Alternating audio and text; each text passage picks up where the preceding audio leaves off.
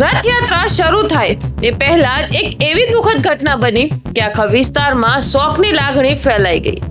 લક્ષ્મી નામના ગજરાજનું અચાનક મૃત્યુ થયું. આખરે એવું તો શું થયું અને આગળ હવે શું થશે?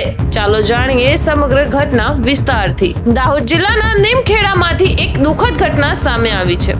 મળતી માહિતી અનુસાર ભગવાન જગન્નાથજીની રથયાત્રામાં જોડવા માટે લાવવામાં આવેલા લક્ષ્મી નામના ગજરાજનું વહેલી સવારે અચાનક મૃત્યુ થયું.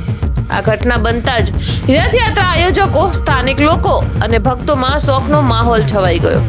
ગજરાજ રથયાત્રાનો મહત્વનો ભાગ માનવામાં આવે છે, તેથી આ સમાચાર સાંભળીને ઘણા લોકો દુઃખી થઈ ગયા. ઘટના બાદ મોટી સંખ્યામાં લોકો ગજરાજને અંતિમ શ્રદ્ધાંજલિ આપવા પહોંચ્યા હતા. મળતી માહિતી મુજબ ગજરાજનું જ્યાં અવસાન થયું ત્યાં જ તેની અંતિમ વિધિ કરવામાં આવી.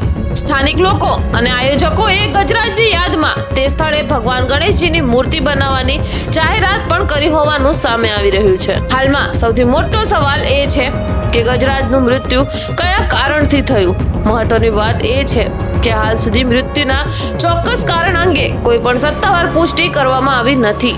તેથી કોઈ પણ અફવા અથવા સોશિયલ મીડિયા પર ચાલી રહેલા દાવાઓ પર વિશ્વાસ કરવો તે યોગ્ય નથી. સત્તાવાર માહિતી આવ્યા બાદ જ સાચું કારણ જાણી શકાશે. આ ઘટના સમગ્ર વિસ્તાર માટે ખૂબ જ દુઃખદ માનવામાં આવી રહી છે. ભગવાન જગન્નાથજીની યાત્રા પહેલા જ ગજરાજના અચાનક અવસાનથી ભક્તોમાં શોકની લાગણી જોવા મળી હતી.